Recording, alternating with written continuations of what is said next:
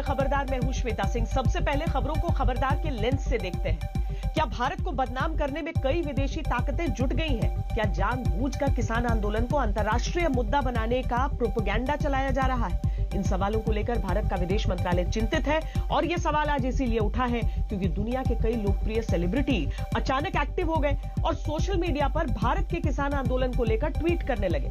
Twitter पर 10 करोड़ से भी ज्यादा फॉलोअर्स वाली एक पॉप स्टार है रिहाना, उससे लेकर चर्चित पर्यावरण एक्टिविस्ट ग्रेटा थनबर्ग तक, कमला हैरिस की भांजी से लेकर एक पॉर्न स्टार मिया खलीफा तक सभी ने किसान आंदोलन पर ट्वीट करना शुरू कर दिया। भारत में यह सवाल उठे कि भारतीय किसानों के आंदोलन में रिहाना नाम की किसी पॉप स्टार का क्या काम? ग्रेटा थनबर्ग जो कि खुद को पर्यावरणविद बताती हैं, उनका क्या काम? मिया खलीफा जो कि पॉर्न स्टार हैं, उनका क्या काम? क्या इन्होंने कृषि कानून पढ़े? जब इन सेलिब्रिटीज का सीधा सरोकार इन मुद्दों से नहीं है तो फिर अचानक ये सक्रियता कहां से आ गई? क्या किसी ने आंदोलन को ग्लोबल बनाने का ठेका लिया है? इन सवालों के विश्लेषण के साथ किसान आंदोलन पर रिहाना और कंगना की ट्रेंडिंग ट्विटर फाइट के पूरे डिटेल्स आपको दिखाएंगे। दूसरी तरफ देसी ताकत के दम पर किसानों का हौसला भी आसमान पर है। किसान नेता राकेश टिकैत ने हरियाणा के जींद की महापंचायत में आज हिस्सा लिया और वहां साफ कहा कि अभी तो नौजवान सिर्फ बिल वापसी की बात कर रहे हैं, अगर गद्दी वापसी की बात करेंगे तो सरकार क्या करेगी? उन्होंने यह भी कहा कि अगर सरकार अक्टूबर तक नहीं मानी तो 40 लाख ट्रैक्टरों से देशव्यापी रैली करेंगे। महापंचायत की पूरी रिपोर्ट आपको दिखाएंगे और 9:30 बजे आपको पाकिस्तान की खबर दिखाएंगे। पाकिस्तान के जनरल बाजवा के दोस्ती प्लान को समझने की कोशिश करेंगे। पाकिस्तान के आर्मी चीफ बाजवा ने भारत के साथ दोस्ती की चाहत बाकायदा एक लिखित बयान के साथ जाहिर की है। सोचने वाली बात यह है कि जो व्यक्ति हर वक्त भारत से दुश्मनी निकालने की चाहत रखता हो और खुलकर इस पर बयानबाजी करता हो, वो अचानक भारत से दोस्ती क्यों करना चाहता है?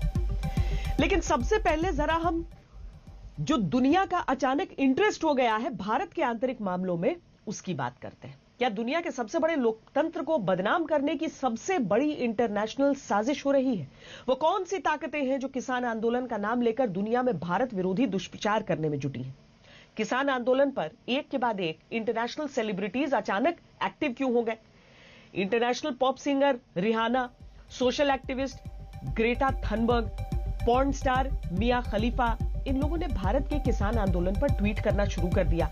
सवाल यह है कि ऐसे लोगों का भारत के किसानों से आखिर क्या लेना देना है? क्या इनमें से किसी ने कृषि कानून पढ़ा है? क्या ये इंटरनेशनल सिंगर एक्टिविस्ट उन एक्सपर्ट से भी ज्यादा ज्ञानी है जो कृषि सुधारों का विश्लेषण कर रहे हैं? इसीलिए सवाल है कि क्या इन इंटरनेशनल सेलिब्रिटीज को साजिश के तहत एक्टिव किया गया ताकि किसान आंदोलन के मुद्दे को ग्लोबल बनाकर दुनिया में भारत की इमेज खराब की जाए? क्योंकि ये वो नाम है जिनके सोशल मीडिया पर करोड़ों फॉलोअर्स हैं, इनकी एक एक बात दुनिया के कोने कोने तक जाती है। सवाल यह भी है कि क्या किसान आंदोलन का उसी तरह से अंतर्राष्ट्रीयकरण करने पर जोर दिया गया है जैसा कश्मीर के मामले में किया जाता रहा है, या फिर जैसा सीएए विरोधी प्रोटेस्ट के दौरान हुआ था? वैसे जो ताकतें किसान आंदोलन की आड़ में ऐसा कर रही हैं, उन्हें तुरंत जवाब भी मिला है। विदेश मंत्रालय ने इन विदेशी हस्तियों को दो टूक कह दिया कि बिना जानकारी के भारत के मामलों में कोई कमेंट न करें। भारत विरोधी दुष्प्रचार के खिलाफ पूरा देश एक है। ये इंटरनेशनल पॉप सिंगर, ये इंटरनेशनल सोशल एक्टिविस्ट, ये इंटरनेशनल पॉर्न स्टार, इन्हें क्या पड़ी कि भारत में क्या हो रहा है?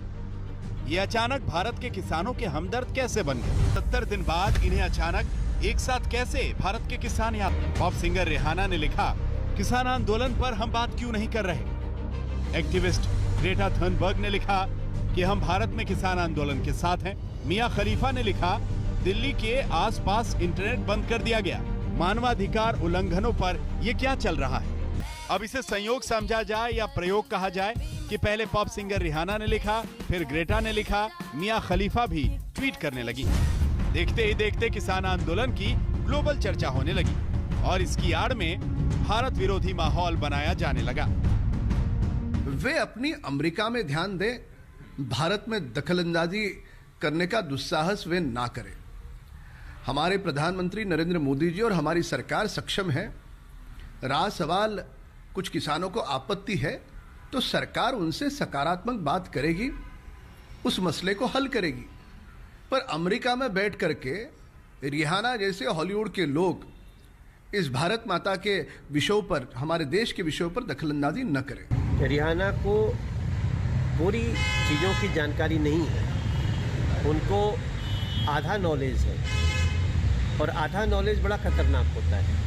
और हमने उनको कहा है कि we really want to talk on this topic, हम बिल्कुल उसको छुपाना नहीं है। और रिहाना को हमने कहा कि अगर आप बहुत जानकारी आपको नहीं है तो हम बात करने को तैयार हैं।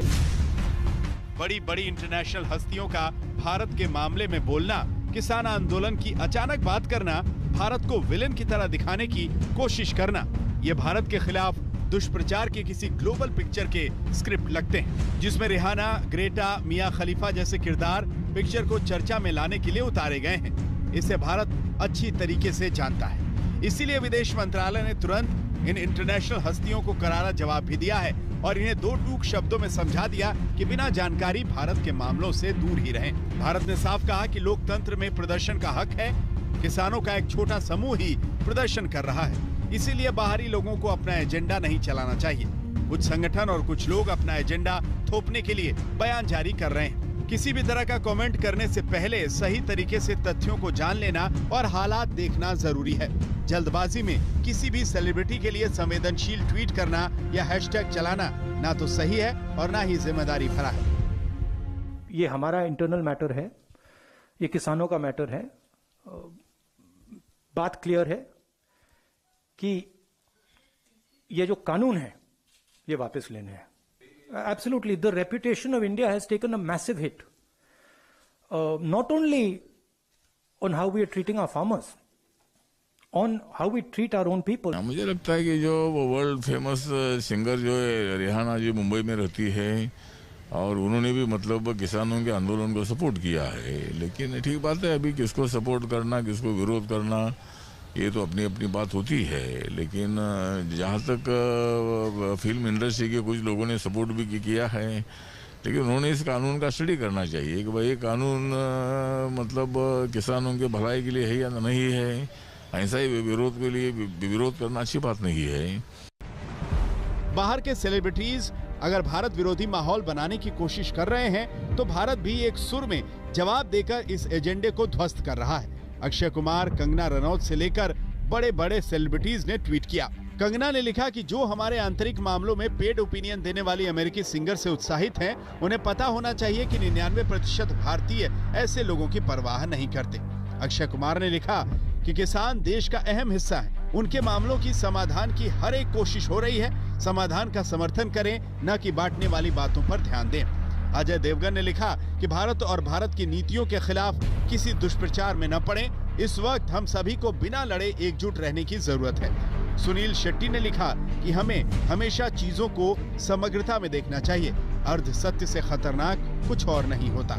सीधा संदेश है कि किसान आंदोलन भारत की बात है और इसे भारत ही सुलझाएगा, किसी दूसरे को इसमें दखल देने का कोई हक नहीं। इंटरनेशनल हस्तियों के नाम से भारत विरोधी एजेंडा चलाने की कोशिश हमेशा नाकाम होगी।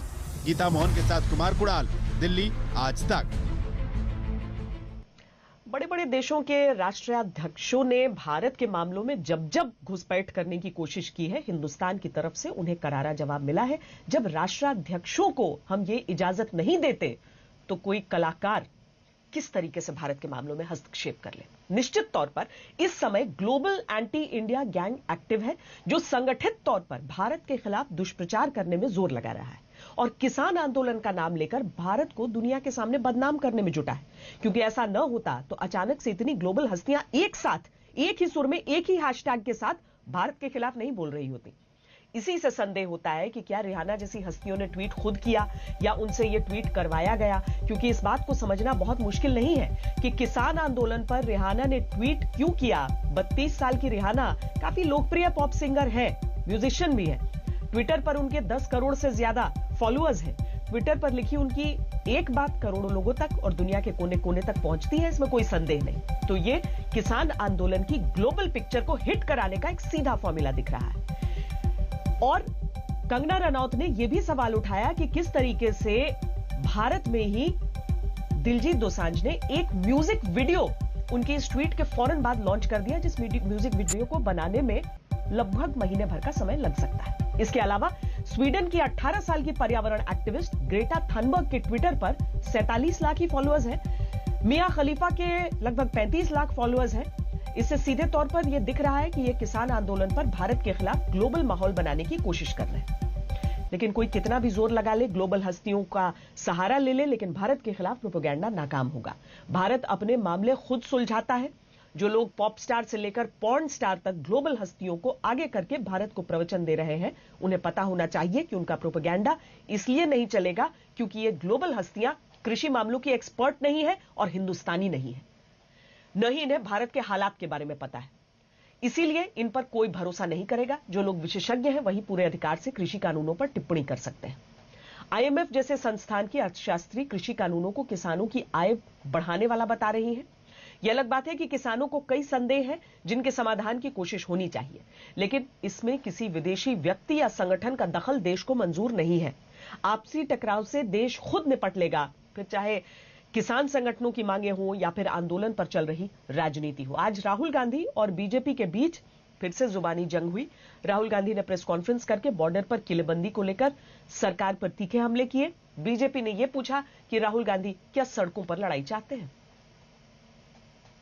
न राहुल को मालूम है कुछ कृषि के बारे में, न रिहाना को मालूम है कुछ कृषि के बारे में। पूछिए दोनों को, ये रबी क्रॉप क्या होता है, खरीफ क्रॉप क्या होता है, कुछ नहीं मालूम।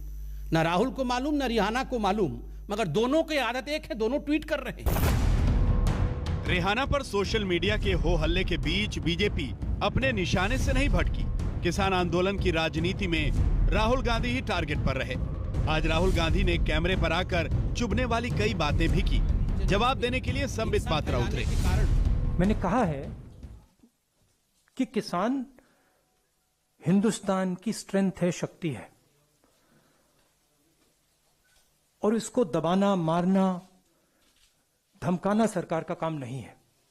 सरकार का काम किसान से बात करने का है और इस समस्या को रिजॉल्व करने का है। मैं किसानों को बहुत अच्छी तरह जानता हूं, ये नहीं जाएंगे, पीछे नहीं हटेंगे। अंत में सरकार को ही हटना पड़ेगा।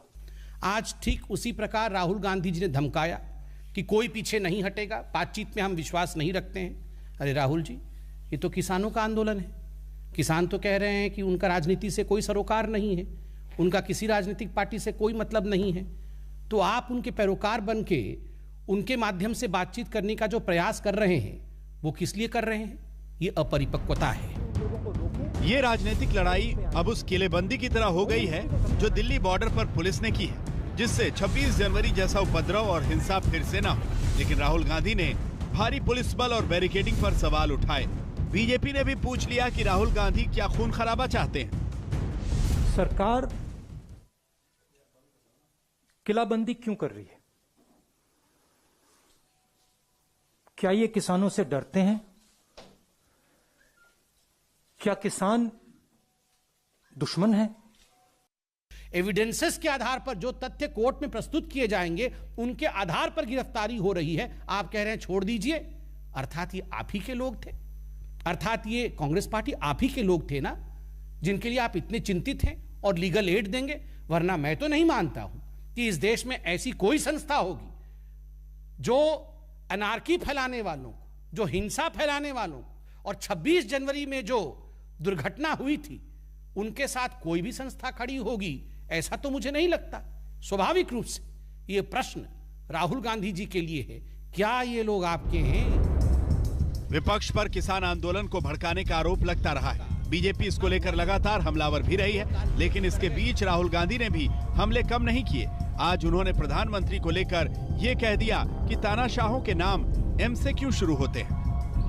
वैसे राहुल गांधी जी के बयान को कांग्रेस भी गंभीरता से नहीं लेती है, और मैं समझता हूं कि जिस प्रकार की टिप्पणी वो करते हैं, उससे पहले उन्हें अपने गिरेवा में झांक लेना चाहिए।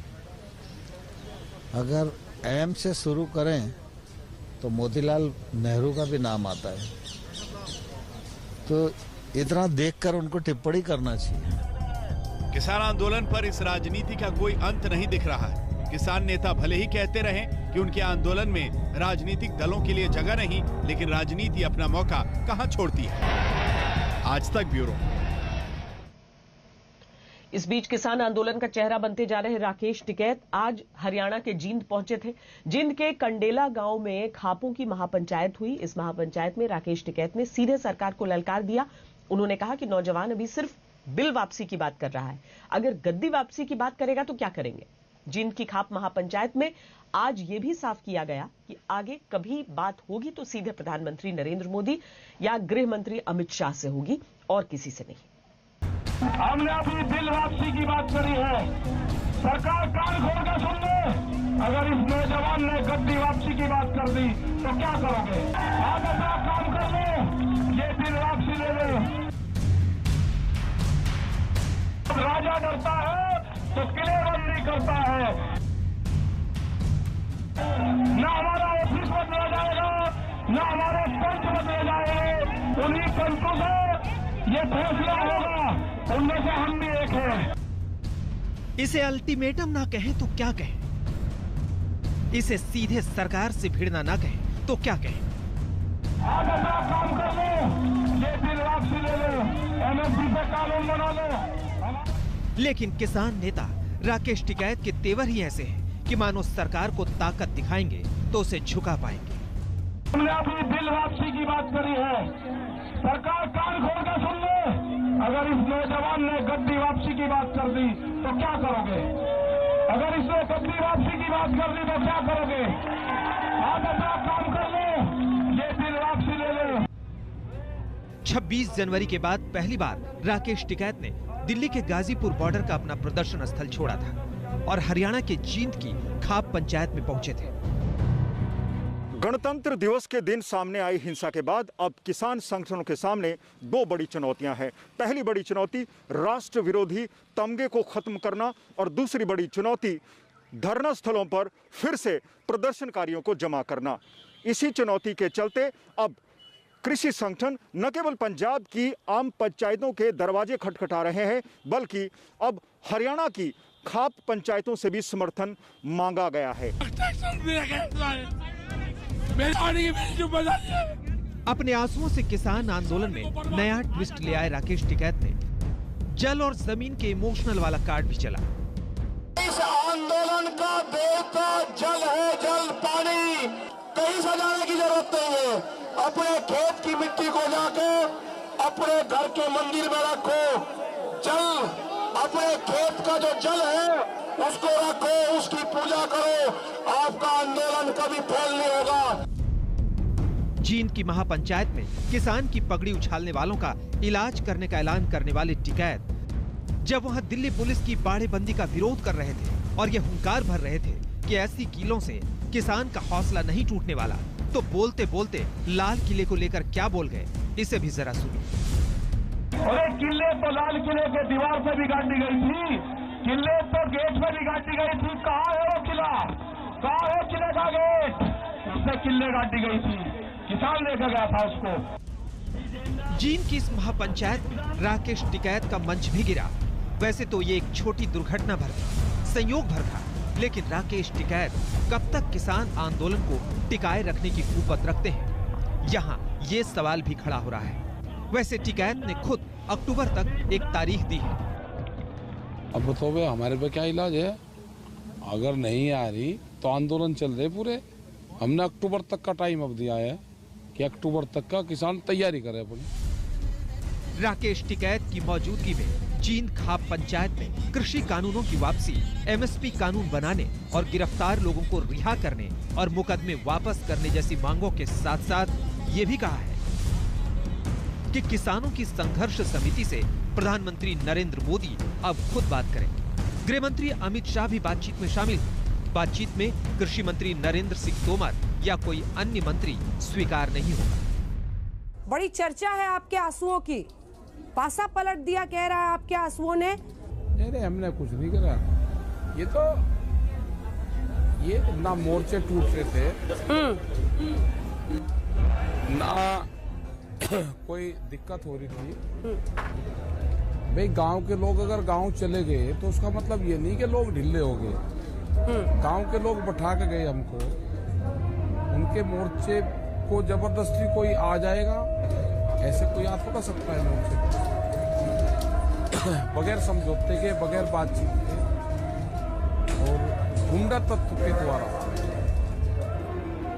लाठियां बरसवा के और मोर्चों को खाली करवाना, बदनामी करवाना, ये गलत चीज थी, ये नहीं है।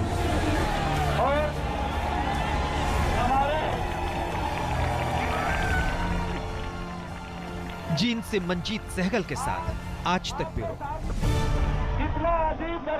अब एक ब्रेक के बाद आपको बताएंगे कि पाकिस्तान के जनरल बाजवा भारत की तरफ दोस्ती का हाथ क्यों बढ़ा रहे हैं और शांति का पाठ क्यों कर रहे हैं। इसके पीछे पाकिस्तान का असली प्लान क्या है, रहिए खबरदार। मुंह में राम बगल में छुरी, इस मुहावरे को पाकिस्तान का राष्ट्रीय मुहावरा घोषित कर देना चाहिए। अब पाकिस्तान के आर्मी चीफ कमर जावेद बाजवा को देखिए, जिन्होंने कहा कि पाकिस्तान भारत के साथ शांति चाहता है, लेकिन पाकिस्तान असल में क्या चाहता है ये एलओसी और इंटरनेशनल बॉर्डर पर उसकी हरकतें बताती हैं, जिनके बारे में हम आपको आगे बताएंगे। लेकिन पहले आप ये समझ लीजिए कि आखिर वो कौन सी परिस्थितियां हैं जो पाकिस्तान के आर्मी चीफ बाजवा को शांति का जाप करने के लिए मजबूर कर रही है। Army chief general Qamar Javed Bajwa कहते हैं ये हर जानिब अमन का हाथ बढ़ाने का वक्त है। पाकिस्तान और भारत देरीना तनाज़ा कश्मीर को हल करें।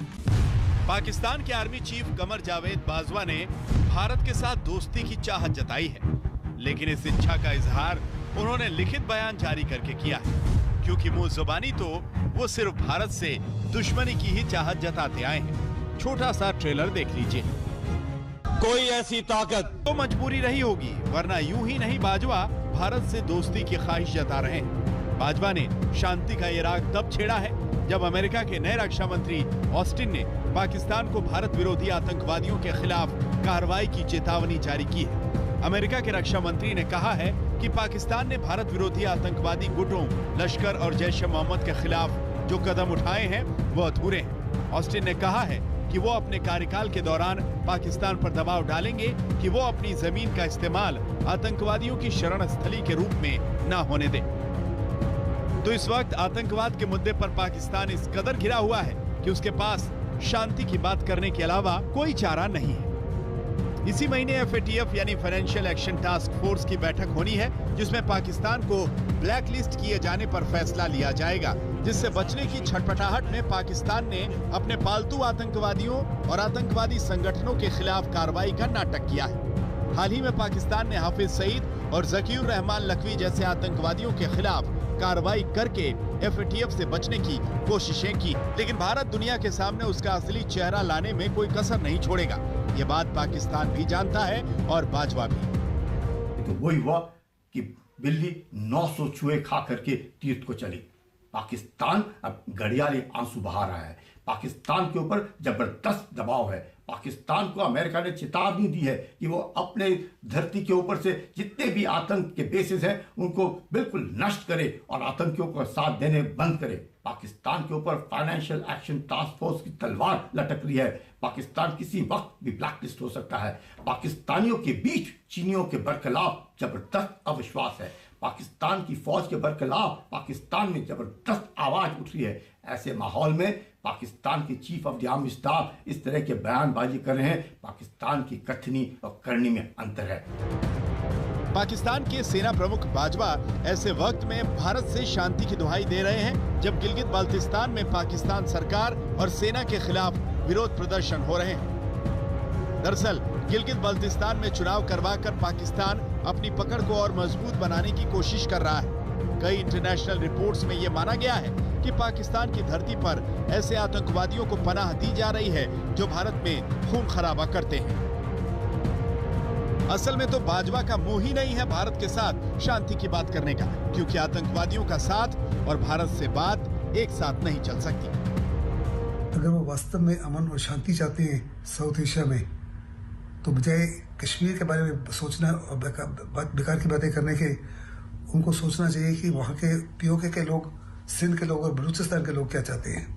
क्योंकि अगर उन्होंने ये दखलंदाजी कश्मीर में नहीं छोड़ी तो वास्तव में आने वाले समय में पाकिस्तान के अनेकों टुकड़े हो सकते हैं। तो एक तरफ LOC और इंटरनेशनल बॉर्डर पर आतंकवादी साजिशों का जाल बिछाना और फिर शांति की बात करना, बाजवा ऐसा कैसे कर लेते हैं? बाजवा को शांति चाहिए, लेकिन उनकी सेना बॉर्डर पर सुरंगों वाली साजिश रचती है और आतंकवादियों की घुसपैठ का रास्ता साफ करती है। बाजवा को शांति चाहिए, लेकिन उनकी सेना कश्मीर में आतंकवादियों के लिए हथियारों, गोला बारूद और विस्फोटकों की खेप की सप्लाई करती है। बाजवा को शांति चाहिए, लेकिन उनकी सेना रोज एलओसी और इंटरनेशनल बॉर्डर पर गोलीबारी करती है और निर्दोष भारतीयों को निशाना बनाती है। शांति सिर्फ बातों से नहीं आती, ये बात पाकिस्तान को पता नहीं क्यों समझ नहीं आती। ये चैलेंज है, हमेशा की तरह पाकिस्तान की तरफ से ऐसी बेहुदा हरकतें होती रही हैं और हमारी सिक्योरिटी फोर्सेस ने हमेशा उसकी ऐसी तमाम जो हरकतें हैं उनका मुंह तोड़ जवाब दिया है। उसके इस ड्रोन का भी जो जवाब होगा उसको अच्छी तरह मिलेगा। उसको शायद वो ऑपरेशन बालाकोट का भी सबक थोड़ा भूल रहा है, वो जल्दी फिर शायद दोबारा करवाना पड़ेगा उसको कोई सबक। पाकिस्तानी सेना के पाप अगर गिनाने शुरू कर दिए जाएं तो खत्म होने का नाम नहीं लेंगे। और रही बात बाजवा की, तो उनकी बहादुरी के किस्से तो पूरे पाकिस्तान में चर्चित हैं। बाजवा कह रहे हैं कि पाकिस्तान भारत के साथ शांति चाहता है, लेकिन पाकिस्तान की हरकतों से तो ऐसा बिल्कुल नहीं लगता, क्योंकि एलओसी और इंटरनेशनल बॉर्डर पर बाजवा की सेना भारत से दुश्मनी निभाने की हसरतें पूरी कर रही है। और ये कोई कही सुनी बात नहीं है। जिस समय बाजवा शांति की बात कर रहे थे, उसी समय केंद्रीय गृह मंत्रालय पाकिस्तानी सेना के असली मंसूबों के आंकड़े संसद में पेश कर रहा था। इनके अनुसार साल 2020 में पाकिस्तानी सेना ने 5133 बार सीज फायर उल्लंघन किया, जो बीते 18 वर्षों में सबसे अधिक है। सीमा पार से सीज फायर उल्लंघन की इन घटनाओं में 22 निर्दोष भारतीय नागरिकों की जान गई और 24 सुरक्षा बलों के जवान शहीद हुए। वर्ष 2020 में जम्मू कश्मीर में 244 आतंकी घटनाएं दर्ज की गई, जिनमें 37 नागरिकों की मौत हो गई और 62 सुरक्षाकर्मी वीरगति को प्राप्त हुए। यह हकीकत है भारत से शांति की इच्छा रखने वाले पाकिस्तानी आर्मी चीफ बाजवा की, जिनकी बगल में आतंकवादी पलते हैं, जुबान से शांति के प्रवचन निकलते हैं। भारत के सेना प्रमुख जनरल नरवणे ने खुद खुलासा किया था कि पाकिस्तान के कब्जे वाले कश्मीर में एलओसी के पास आतंकी लॉन्च पैड पर 300 से 415 आतंकवादी हैं, जो जम्मू कश्मीर में घुसपैठ के लिए तैयार बैठे हैं ताकि हिंसा के जरिए शांति को भंग किया जा सके। साल 2020 में भारतीय सेना ने इंटरनेशनल बॉर्डर और एलओसी पर 44 आतंकियों द्वारा घुसपैठ किए जाने की खबरें आई। पिछले साल सुरक्षा बलों ने आतंकवाद रोधी अभियानों में 225 आतंकवादियों को मार गिराया और 299 आतंकवादियों को गिरफ्तार किया। इसके अलावा पिछले 6 महीने के दौरान जम्मू में इंटरनेशनल बॉर्डर पर बीएसएफ ने कम से कम 10 ऐसी सुरंगों का पता लगाया है जहां से आतंकवादी भारत में घुसपैठ करते हैं। ऐसे में जब भारत के खिलाफ आतंकवादी साजिशों को अंजाम देने की प्लानिंग करने वाले बाजवा शांति की बात करते हैं तो यह बात हजम नहीं होती। रुक रहे एक ब्रेक के लिए, आप रहिए खबरदार। नमस्कार, मैं हूं अंजना ओम कश्यप। हमें उम्मीद है ये वीडियो आपको पसंद आया होगा। लेटेस्ट खबरों के लिए यूं ही देखते रहिए आज तक, और इस वीडियो के पसंद आने पर लाइक, शेयर एंड सब्सक्राइब करना ना भूलें।